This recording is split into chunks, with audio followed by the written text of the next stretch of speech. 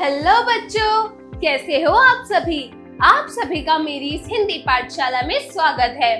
तो बच्चों, आज की कक्षा में हम हिंदी पाठमाला 7 पढ़ेंगे। तो चलिए शुरू करते हैं।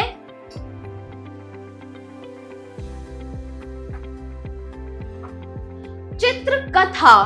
चित्रकथाएं वो होती हैं जो कहानी या कथा हमें चित्रों के द्वारा सुनाई या बताई जाती है, उसे हम चित्रकथा कहते हैं। तो चलिए यह चित्रकथा को देखते हैं कि इस चित्रकथा में क्या कथा सुनाई गई है, क्या कहानी बताई गई है। तो चलिए शुरू करते हैं। अफसर की चूक। चित्रकथा।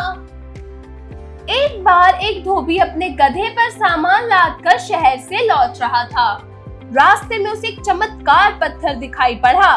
उसने उस पत्थर को उठाकर गधे के गले में बांध दिया।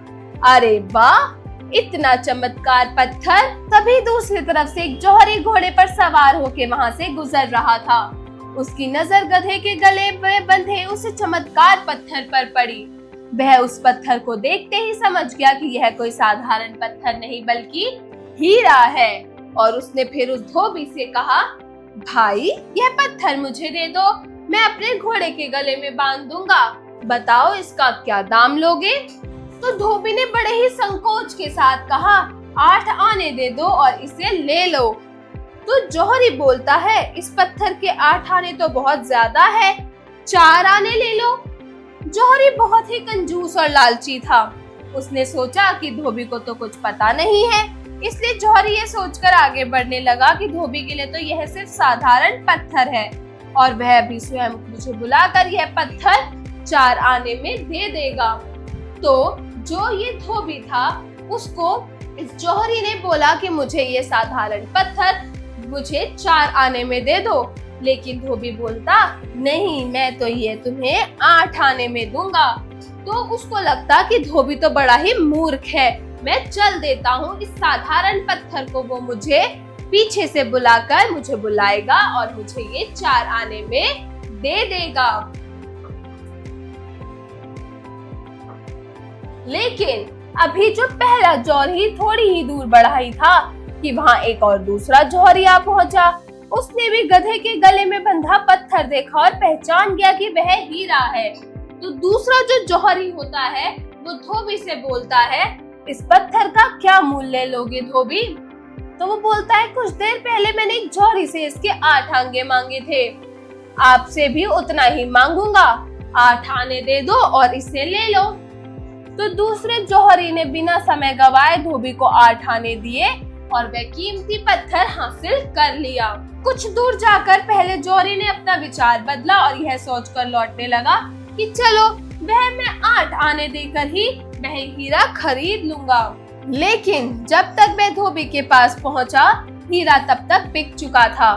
दूसरे जौहरी के वहां से चले जाने के बाद उसने धोबी से कहा, अरे भाई लो ये 8 आने और मुझे वह पत्थर दे दो।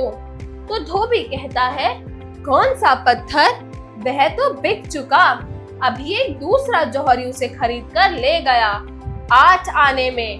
तुमने निर्णय यानी फैसला करने में काफी देर कर दी, मैंने अभी ही ये पत्थर दूसरे जौहरी को 8 आने में बेचा है।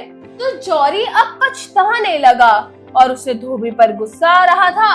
तो उसने गुस्से में धोबी से कहा, अरे तुम तो बड़े मूर्ख हो, लाखों की चीज कौड़ियों में दे दी। अरे वह कोई साधारण पत्थर नहीं बल्कि एक हीरा था, हीरा। धोबी हैरानी में पड़ गया और उसने कहा, हंसते हुए उसने कहा, अरे मैं तो मूर्ख सही, इसलिए उसकी कीमतों को नहीं समझ पाया, लेकिन तुम तो महामूर्ख हो। यह जानते हुए भी कि वह पत्थर हीरा है और लाखों का है, तुम उसे मुझसे 4 आने में खरीदना चाहते थे। अब तुम अफसर से चूक गए और समझदार जौहरी उसे ले गया। तो जौहरी जो है वो बहुत उदास हो जाता है और अपनी किस्मत को कोसता है, हाय रे मेरी मती, इतना अच्छा मौका चूक गया। जौहरी अपनी मूर्खता और मौके को ना पहचान पाने की गलती पर बहुत ज्यादा पछताने लगा। उसको बहुत ज्यादा दुख हुआ कि मैं कैसे अपना ये मौका गवा सकता हूँ। तो पता है बच्चों, हमें इस चित्रकथा से क्या शिक्षा मिलती है?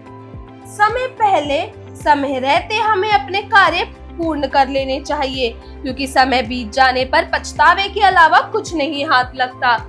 जो कार्य हमें जिस समय पे करना चाहिए, हमें वो कार्य उसी समय पे समाप्त करना चाहिए। समय गवाना नहीं चाहिए, समय का सदुपयोग करना चाहिए। बच्चों, आशा करती हूँ कि ये कहानी आप लोगों को अच्छी लगी होगी। मिलती हूँ अगली कक्षा में एक नई कहानी या कविता के साथ। तब तक के लिए बाय बाय।